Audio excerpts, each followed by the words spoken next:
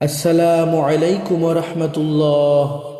প্রিয় মুসলিম দিনী ভাই ও বোনেরা, আজ আপনাদের সামনে এমন একটি বিষয় নিয়ে আলোচনা করব যা আমাদের সকলের জীবনে এক চিরন্তন সত্য। তার নাম হচ্ছে পরকাল। একদিন আমরা সেই পরকালের দিকেই ধাবিত হব।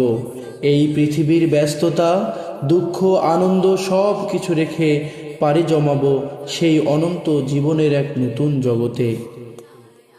কুরআনুল কারিমে মহান আল্লাহ ইরশাদ করেন, কুল্লু নাফসিন যায়িকাতুল মাউত। প্রত্যেক প্রাণীকেই মৃত্যুর স্বাদ গ্রহণ করতে হবে। প্রিয় বন্ধুরা, যে দুনিয়ার জীবনকে আমরা এত বড় করে দেখি, যার পিছনে আমরা সর্বদা ব্যস্ত থাকি, মারামারি, হিংসা, বিদ্বেষ, অর্থের মোহে ডুবে থাকি, একদিন এই দুনিয়া থেকেই আমি, আপনি, আমরা সবাই সেই আসল ঠিকানায়, আমাদের আসল ঘরে পাড়ি জমাব।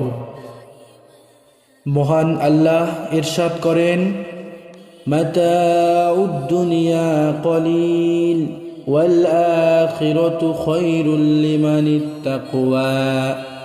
দুনিয়ার জীবন তো সামান্য ভোগ, আর পরকালই মুত্তাকিদের জন্য উত্তম। প্রিয় বন্ধুরা, এই ক্ষণিকের দুনিয়ায় যদি আমরা সঠিক পথে পরিচালিত হতে পারি, মহান আল্লাহ আদেশে নিষেধগুলো পালন করার চেষ্টা করি, রাসূলুল্লাহ সাল্লাল্লাহু আলাইহি ওয়াসাল্লামের পথ অনুসরণ করতে পারি, ইনশাআল্লাহ এই দুনিয়ার অতি তুচ্ছ সময়টুকুও আমাদের পরকালের জন্য যথেষ্ট হয়ে যাবে।